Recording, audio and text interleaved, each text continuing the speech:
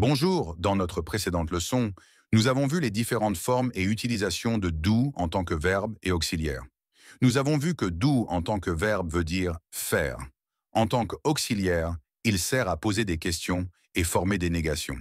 Parfois, il peut avoir aussi le rôle d'un adverbe qui sert à insister sur une idée ou une action.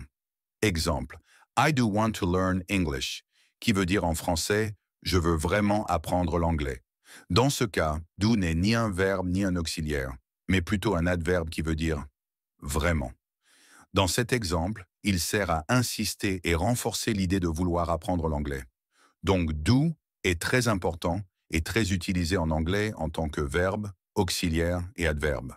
Mais attention, il existe des exceptions importantes où on ne peut pas utiliser l'auxiliaire do, et c'est ce que nous allons voir aujourd'hui.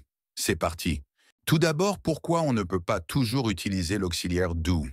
Eh bien, parce que certains verbes sont déjà des auxiliaires. C'est le cas de be, qui est toujours autonome et ne prend jamais do, même lorsqu'il est verbe principal. Ensuite, nous avons have, qui ne prend pas non plus do lorsqu'il est auxiliaire, mais peut l'accepter lorsqu'il est employé comme verbe principal, notamment pour exprimer la possession.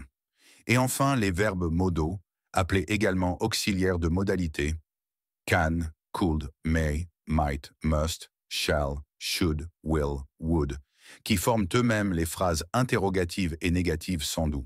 Maintenant que l'idée générale est comprise, voyons ensemble ces exceptions avec des exemples concrets pour ne plus faire d'erreur.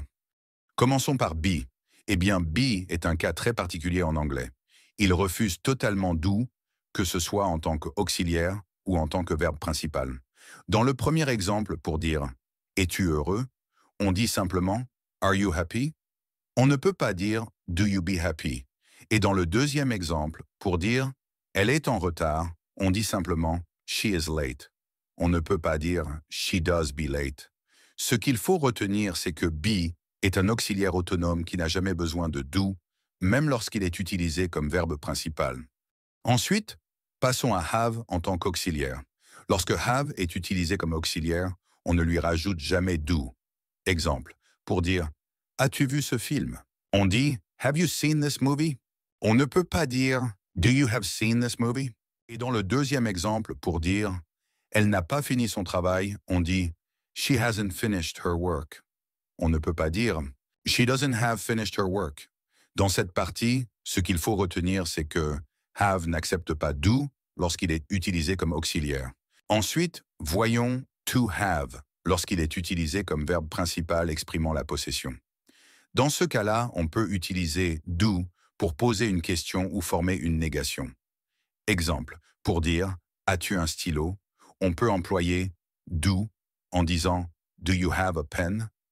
Ou pour dire par exemple « Elle n'a pas de voiture », on peut également utiliser la forme négative de do à la troisième personne en disant simplement « She doesn't have a car ».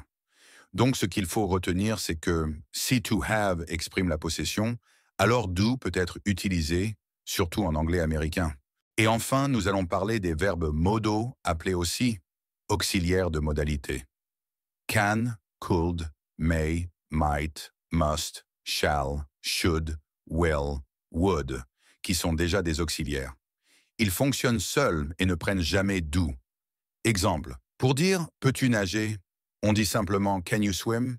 On ne dit pas « Do you can swim ?» Et dans l'autre exemple, pour dire « Elle doit y aller maintenant », on dit « She must go now ». On ne peut pas dire « She does must go now ». Ce qu'il faut retenir, c'est que les verbes modaux ou auxiliaires de modalité se suffisent à eux-mêmes et ils n'ont pas besoin de do. Voilà, c'est tout pour aujourd'hui. Je vous remercie d'avoir suivi cette leçon jusqu'à la fin. J'espère qu'elle vous a aidé à mieux comprendre quand et comment utiliser do en anglais. Si vous avez des questions, n'hésitez pas à les poser en commentaire. Je serai ravi d'y répondre. Si cette leçon vous a été utile, pensez à la sauvegarder, à la liker, à la partager avec d'autres personnes qui veulent progresser en anglais. Et n'oubliez pas de vous abonner pour ne manquer aucune prochaine leçon. À bientôt. See you soon.